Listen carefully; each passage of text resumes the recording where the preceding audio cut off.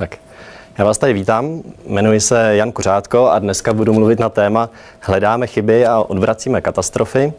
Co se zatím skrývá, to za chvíli uvidíte a vlastně mým úkolem je představit práci jedné ze skupin tady na Ústavu informatiky. Jejímž vedoucím je Štefan Račan, který je zároveň mým školitelem tady na Ústavu informatiky. Tak co to jsou ty katastrofy? Já bych začal takovým jedním velice známým případem. Bylo to lékařské zařízení s názvem Terak 25 a cílem toho zařízení bylo léčit nádorová onemocnění. To znamená, přišel pacient do nemocnice, lehl si do toho zařízení, teď na něj zamířili nějaký ten svazek elektronů a dávkovali záření tak, aby prostě vyléčili nebo snažili se léčit rakovinové onemocnění. To je samozřejmě chvályhodné, v nemocnicích takové zařízení máme, ale tady s tím zařízením s názvem Terak 25 tam byl problém. A ten problém byl, že tam byla skrytá chyba, která zapříčinila, že v některých případech lidé dostali zvýšenou dávku radiace a bohužel minimálně u 3 lidí je zdokumentováno, že na následek léčení zemřeli. A teď, co se stalo?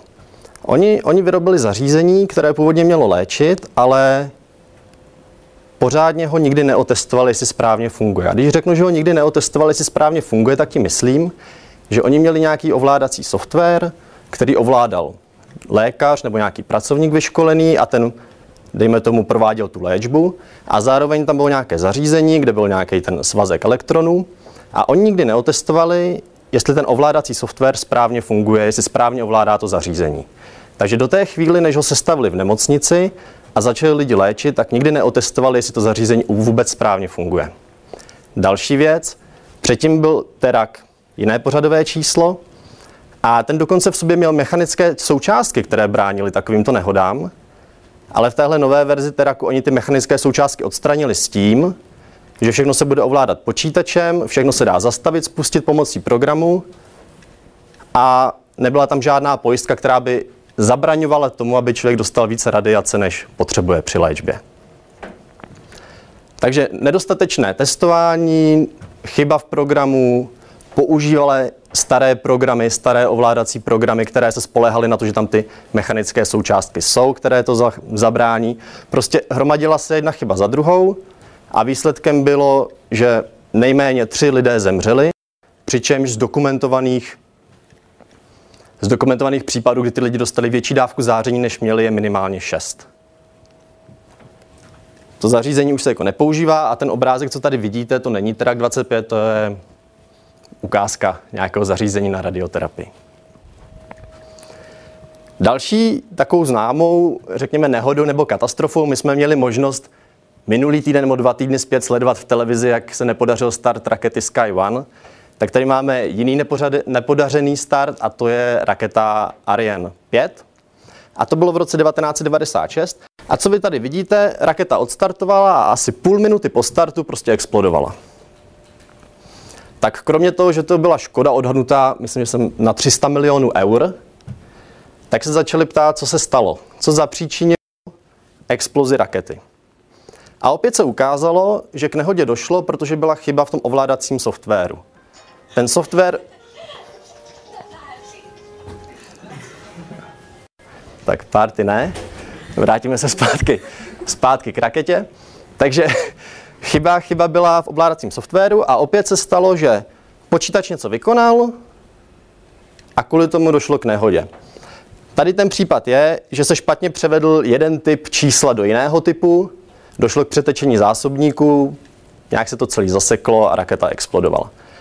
A opět chyba byla v tom, že použili starší ovládací software z předchozí rakety Ariane 4, který byl napsán tak, aby se šetřily, řekněme, prostředky v té raketě. Tady už to nebylo třeba, takže kvůli něčemu, co nebylo vůbec třeba, vybouchla raketa. No a samozřejmě k nehodám dochází často, ale výrobci se snaží těm nehodám předejít. Vždycky, když se vyrábí něco, snaží se uvést nějaký produkt na trh, tak výrobce testuje. A proč testuje? Testuje kvůli tomu, aby vyhověl jakýmsi bezpečnostním předpisům, protože když chcete něco prodávat, tak to musí splňovat legislativu Evropské unie, takže nemůžete prodávat něco, co je jedovatý, nebo co by vyloženě lidi při používání zraňovalo. Dále samozřejmě chcete ověřit funkčnost. Když něco vyrobíte, dejme tomu vyrobíte stůl, a chcete ho prodávat jako stůl, tak musíte vyzkoušet, že slouží jako stůl. Nemůžete prostě prodávat něco pod názvem stůl, když to stůl nebude. Samozřejmě testujete kvůli tomu, abyste zvýšili šanci na prodej, na úspěch na trhu. A také chcete odhalit skryté chyby. To znamená, když jsme viděli tady to zařízení Terak, to vypadalo solidně, měli jsme ovládací software, měli jsme zařízení na radioterapii, ale víceméně byla tam skrytá chyba, která zapříčinila ty nehody, které vedly až k smrti. Takže vy chcete i testovat produkty, abyste odhalili skryté chyby. No a otázka je, jak testovat. To je opravdu velká otázka. A na co musíme myslet je, co chceme testovat a za jakým účelem. Ale jedna věc, ta spojuje všechny výrobce, že to chtějí testovat tak, aby to bylo rychlé a hlavně levné. To znamená, já když už investuju do výroby a pak chci otestovat ten výrobek, tak já samozřejmě nechci utrácet mnohem víc peněz na to samotné testování, než kolik jsem dal do výroby a kolik bych mohl vydělat tím prodejem. No tak takovým známým testováním, co si každý představí nebo známe, tak to jsou takzvané crash testy. To třeba máte automobilku a ta prostě postaví auto, dá do toho takového panáka, figuranta, různě se tam nastaví senzory a pak to auto při nějaké rychlosti se pustí do zdi. Jo? A nebo naopak se simuluje srážka dvou aut a ty inženýři tam měří, co se tam děje, co se deformuje, jaké jsou deformační zóny. A vlastně se snaží ověřit, že třeba ty deformační zóny nebo to vydrží ty nárazy zase podle nějaké legislativy v Evropské unii. Zároveň to můžou použít v marketingu, aby ukázali, že tohle auto je opravdu bezpečné, když to prostě nabouráte do zdi, tak nezemřete a podobně. Další možností, jak testovat zařízení, testuje sedání. To znamená, tam je nějaký přístroj, který zatěžuje židli a simuluje sedání. A oni opravdu zkouší, kolik ta židle vydrží, kolikrát se na to člověk může sednout, různě na to můžou tlačit, jestli se nestane, že když se na to sednete, tak to praskne a podobně. Pak tam máte takovou tu prostřední židli, tam naopak se tlačí a zjišťuje se, kolik ta židle unese, jakou má nosnost, takže pak si můžete v katalogu židlí kouknout a vidíte, tato židle je vhodná pro lidi do 150 kg. Zjistili to tak, že na ní tlačili a zjistili, kde to prostě povolí a rozbije se. A ten poslední obrázek, tam zkouší kolečka, jestli se na židli můžete otáčet, doprava, doleva, jak s tím jezdit, kdy se to kolečko ulomí a podobně. Znamená, samotný výrobce testuje výrobek, aby zjistil, jak je kvalitní a zároveň, aby třeba vyhověl nějakým tím předpisům. No a teď se vrátíme k těm našim dvou katastrofám na začátku a zamyslíme se, co mají společného. Terak 25, raketa Ariane 5. Tak obě zařízení mají společné to, že se tam něco děje v čase. Něco se v tom čase mění. Ta raketa vyletěla, letěla, po 30 vteřinách vybouchla, takže něco mezi startem a tou půl minutou se stalo. Došlo k nějakému vývoji a ten vedl k nehodě. Zároveň, jak jsem zdůraznil, tam byla nějaká interakce mezi softwarem, mezi nějakým počítačem, ovládací elektronikou a mechanickými součástkami, kde prostě byla nějaká schovaná chyba, ta zapříčinila, že se něco vybouchlo, bohužel někdo zemřel a podobně. A není jasné na první pohled, jak testovat takovou bezpečnost, protože to může být náročné na čas i na peníze. Kdybyste chtěli testovat tu raketu Ariane 5 jako crash testy, tak byste vyrobili 100 raket, 100krát byste je poslali do vesmíru, ona by 90krát explodovala, 5krát by neexplodovala, byste řekli jo, máme model, který funguje, ale ty finance jsou prostě neúnosné pro výrobce. Takže je otázka, jak chceme testovat složité zařízení, kde máme prostě elektroniku, která ovládá nějaké mechanické části. A příkladem něčeho, na co my spoléháme, je letadlo. Tady vidíte obrázek pilotní kabiny a co stojí za povšimnutí, už tam nejsou takové ty kniply, jak známe z těch filmů, jak vždycky za to tahají a teď to letadlo letí nahoru, ale je tam spousta počítačů. A ten pilot samozřejmě celou dobu neřídí. On dokonce ani nepřistává, ani nevzlítá někdy, ale všechno, co to obsluhuje, je takzvaný autopilot. Takže je otázka, jestliže já mám nějaký počítačový program, který nazývám autopilotem, tak jestli já si můžu dovolit, když mám na palubě 300 lidí a letím, prostě zmáčknout ten čudlík, autopilot zapnout a nechat řídit letadlo autopilota. Jak já vím, že ten autopilot nezamíří hnedka k zemi, že to letadlo se nevznítí, že to nevybouchne, když jsme viděli ty problémy s tou raketou Ariane 5. A teď už není jasný, jak takovýhle problém testovat. Už to není jako ten crash test, kdy to auto pustím do zdi, nebo kdy tu židli zatěžu až prasknu, protože když bych chtěl ukázat, že něco tady nefunguje, tak se vyloženě nenabízí návod, co v tomhle letadle rozbít, co zlomit, co zatížit. Takže Jak k tomu přistupují technici, inženýři a vlastně výrobci? Pro testování takových zařízení se využívají počítačové modely, to znamená, já mám nějakou skupinu lidí, těm se říká modeláři, matematičtí modeláři, a ty vezmou ten můj výrobek a pokusí se vytvořit co nejvěrnější model na počítači. A jakmile mám nějaký počítačový model, tak můžu ten počítač nechat, aby prováděl takzvané počítačové simulace, aby ten počítač prováděl to testování a zkoušel s tím modelem dělat všechno, co může, co já mu povolím, a na základě těch simulací já se pak můžu podívat, co se děje a co ne. A během těch simulací ten počítač počítá a říká se tomu tak jako vzletně numerické výpočty, a já se pak k tomu vrátím a ukážu, že to může být velikánský problém, že počítač sice počítá, ale nepočítá dobře. A je spousta způsobů, opravdu tenhle problém je starý, lidi se snaží vyrábět věci tak, aby to nikoho nezraňovalo, takže je spousta metod, spousta technik, jak se snažit věci ověřovat, jejich bezpečnost, jejich funkčnost a podobně. A na co my jsme se zaměřili tady na Ústavu informatiky, na práci s takzvanými hybridními dynamickými systémy, což je takový užitečný model, kterým jde modelovat bohatá třída problémů. A abych nemluvil tak jenom v termínech hybridní dynamický systém, tak si ukážeme, co to takový hybridní dynamický systém je, aby když odejdete odsud, abyste měli v hlavě takový příklad hybridního dynamického systému. Tak si představte, že jsme tady v místnosti a tady máme nějaká topení a ventilaci a nějak se snažíme tady žít v příjemné teplotě, nechceme, aby tady bylo příliš zima, nechceme, aby tady bylo zase naopak příliš vedro. Takže to, co vy vidíte tady před sebou, to je takový model termostatu. A jsou to takové dvě krabičky a mezi nimi jsou dvě šipky a něco to znázorňuje. Je to takový model. Tady ta červená krabička mi říká, že termostat je vypnutý. Je tam to slovíčko off, takže topení je vypnuté. A to x se rovná minus x, to je takový model, matematický přepis toho, který mi popisuje, že když je topení vypnuto, tak podle tady toho zákona bude v teplotě klesat teplota. X je teplota, takže nějak ta teplota bude klesat. Pak mám druhou krabičku, ta modrá, to je on.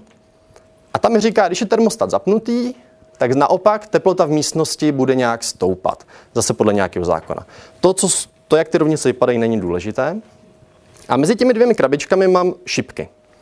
Ta jedna šipka říká, když je teplota v místnosti menší než 19 stupňů Celsia, přejdi ze stavu off do on. To znamená, naměříme tady teplotu menší než 19 stupňů Celsia a topení se zapne, protože nechceme, aby tady byla zima. A ta dolní šipka mi říká, pokud je teplota větší než 21 stupňů Celsia, tak se vypni. Zase nechceme, aby nám tady hřál, aby jsme tady měli tropy. To znamená, že jsme tady chtěli mít teplotu mezi 19 a 21 stupni Celsia. A tady je takové grafické schéma, takový model, který nám tento proces zachycuje. To znamená, je tady zima, zapni se, je tady teplo, vypni se, jak se ten vzduch v místnosti ohřívá nebo ochlazuje, popsan nějakými rovnicemi. A kdybychom si tady vynášeli na nějaký papírek teploty v místnosti, jak se to tady vyvíjelo třeba od začátku mé přednášky až do konce, tak bychom mohli si nakreslit takovýhle podobný obrázek. A tady vidíme, že teplota byla pod 19 stupni Celsia, topení bylo zapnuté, takže teplota stoupala, dosáhla 21, teplota klesala a tak dále, a tak se to cyklicky opakuje. A tady tomu záznamu, tady tomu obrázku budeme říkat trajektorie a je to vlastně záznam, který nám řekl, co se stalo od počátku nula, kdy jsme začali nějaký proces sledovat nebo měřit a jaký byl jeho průběh v čase. To T dole, to je v čase, takže jak čas postupuje, tak vidíte, jak se tady vzduch otepluje, ochlazuje a ten termostat zajišťuje, že tady máme teplotu stále mezi 19 a 21 stupni. No. A teď se znova vrátíme pomyslně k té židli, kdy jsme se snažili tu židli zatížit a podívat se, kdy se rozbije, kdy praskne, kdy jsme simulovali, jak na ní sedáme a snažili jsme se jí prosednout. Prostě snažili jsme se tu židli rozbít. Chtěli jsme zjistit, jaké má limity. A to je to, o co my se tady snažíme. My máme nějaký model hybridního dynamického systému, což si můžete představit jako tady ty krabičky s šipkama a nějakými pravidly hry. Pravidlo hry myslím třeba tu rovnici, nebo to, když něco menší než 19 stupňů nebo větší. A v rámci toho hybridního dynamického systému my máme zadáno, co jsou počáteční stavy. To znamená, od kdy my začínáme ten systém sledovat.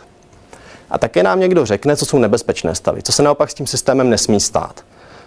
Případem toho autopilota by bylo, pokud je autopilot zapnutý a řídí, tak nechceme, aby výška letadla nad zemí byla nulová. To je prostě nebezpečný stav. Když poletíme nad městem, tak bychom asi nechtěli, aby byla menší než 500 metrů, mohl by tam být nějaký mrakodrap a podobně. Takže my si můžeme předepsat, co se s tím naším systémem stát nemá. Takže definujeme takzvané nebezpečné stavy.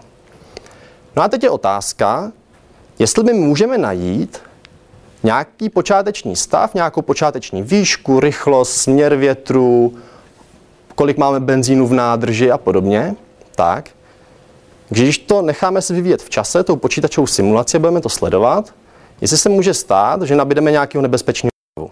Tady to je graficky zobrazený, jdeme z nějaký množiny počátečních stavů do nebezpečných, to je ze zelené do červené, a ta čára X, to je ta trajektorie, takový ten náš záznam, kdy my můžeme sledovat různé veličiny, ať už je to výška, rychlost a podobně.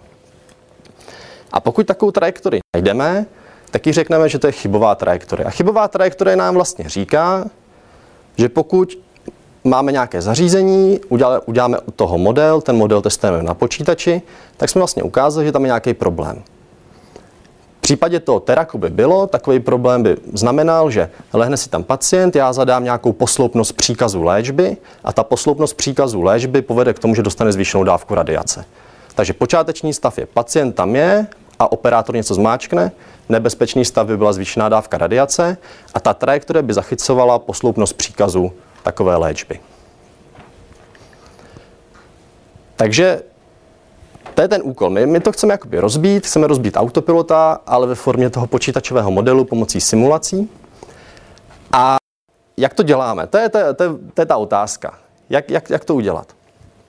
Takže my máme ten náš hybridní dynamický systém, což je třeba to topení.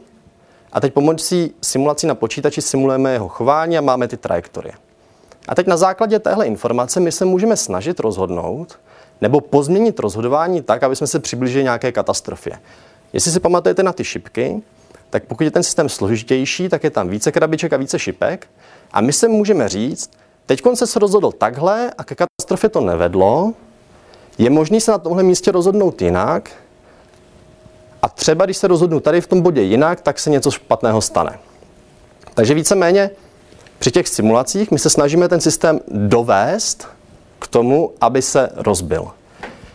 A teď, jak se to dělá, zatím je prostě velký a docela složitý matematický aparát, ale využívají se různé metody z optimalizace, využívají se různé metody z diferenciálních rovnic, grafových algoritmů a tak podobně. Když zadáte jakýkoliv z těchto pojmů do Wikipedie, tak na vás vypadnou nekonečné záznamy, co se pod tím skrývá. Ale dejme tomu, že i máme tu metodu, která využívá tu optimalizaci a všechno, co můžeme, co jako matematici máme k dispozici, máme nějakou tu simulaci. Ale není řešené, protože problémem zůstává takzvaná efektivita. My sice můžeme mít nějakou metodu, ale když ten systém je složitý, tak se nám nemusí podařit vůbec třeba tu chybovou trajektorii najít, pokud tam je. A nebo se nám to může podařit, ale to naše hledání bude trvat měsíce nebo roky. A to je problém. Já když něco vyrobím, já nemůžu rok čekat na to, jestli mi počítač vrátí nějaká čísla, která třeba budou reprezentovat OK, nebo že to není v pořádku. Takže problémem je efektivita. A i když by nám někdo pomohl a dokonce nám řekl, kde tu chybu hledat, taky tak není zaručené, že to najde ten počítač rychle. Tohle je velký problém, není to vyřešený, pracuje na tom spousta lidí a my na tom tady taky pracujeme a je to jeden z velkých problémů. A další problém takových metod, ten jsem označil slovem stabilita a tady se nám vrací to, že za nás ty výpočty dělá počítač. Počítač je prostě suverénní mašina, ta se tváří, že prostě ví, co dělá, že když jí dáte nějaký vstup, ona vám vrátí výstup a nepochybuje o sobě. Problém je, že ty výstupy ne vždy jsou správné a někdy můžou být i nesmyslné. Protože ten počítač nepočítá chytře, on není chytrý, on je rychlý, ale ne chytrý. Takže on něco udělá rychle, ale může to být úplně špatně. To znamená, že my, i když vytvoříme metodu, která v principu funguje výborně, můžeme matematicky dokázat, že je správná a že vede k výsledku, tak tím, že necháme ten počítač, aby dělal výpočty a používali při tom rozhodování, tak se může stát, že ta metoda najednou nebude fungovat. To znamená, dalším problémem, s kterými se zabýváme, je, když už máme metodu, tak jak zařídit, aby to fungovalo na počítači. Protože to, že něco funguje v ruce na papíře, neznamená, že to ten počítač bude umět takhle spočítat. A tenhle problém můžeme označit slovem stabilita. A já jsem tady celou dobu mluvilo pouze o technických problémech, ale ten hybridní dynamický systém nám umožňuje modelovat i biologické procesy. Třeba můžete si představit krabičku. Beru léky, neberu léky, a když neberu léky, tak se infekce nějak šíří v těle. Když beru léky, tak ta infekce se šíří jinak, nebo dokonce dochází k léčbě. To znamená, že to není pouze omezené na technické problémy, ale má to široké aplikace a za sebe můžu říct, že mě to velmi, velmi baví, tenhle výzkum. A to je vše, já vám děkuji za pozornost.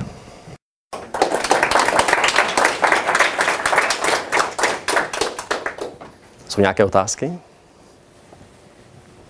Tu metodu řeší, ale problém je ta efektivita. Vy, kdybyste vytvořil metodu, která řekne, já prohledám úplně všechno, co tady je, tak když prohledám úplně všechno, tak v principu musím najít i tu chybu, pokud tam je schovaná. Problém je, že já si tady to nemůžu dovolit. To prostě není možné, prohledat úplně všechno. Jako myšlenkově v hlavě můžu dělat, co chci, ale ten počítač nám to nedovoluje. A to je ta efektivita. To znamená, co je ten problém? Já se snažím vytvořit metodu, která bude v praxi použitelná. To znamená něco, co mě relativně rychle, ať už teda rychle znamená cokoliv, jestli to jsou hodiny, minuty, vteřiny, relativně rychle dá nějakou odpověď. A v tom je vlastně ten problém. Dokonce jsou i úlohy, které, když byste chtěli vytvořit metodu na rozhodnutí té úlohy, jestli tam je chyba nebo ne, to je dokonce ani v principu ten počítač nemusí znát odpověď. To je taková skupina úloh, kterým se říká nerozhodnutelné problémy. To znamená, že k nim ani nejde vytvořit ten algoritmus. Jo? Ale víceméně nesmíme být na sebe tak tvrdý. Jo? Jako nerozhodnutelný problém, nějaká konkrétní problém, ten jde většinou vždycky nějak vyřešit, nebo aspoň se k tomu nějak přiblížit, vytvořit nějaký model. Ale i relativně malé modely už jsou třeba náročné na čas. Pokud opravdu chcete mít metodu, která projde úplně všechno, tak ten čas je problém. A to je ta efektivita. Děkuji.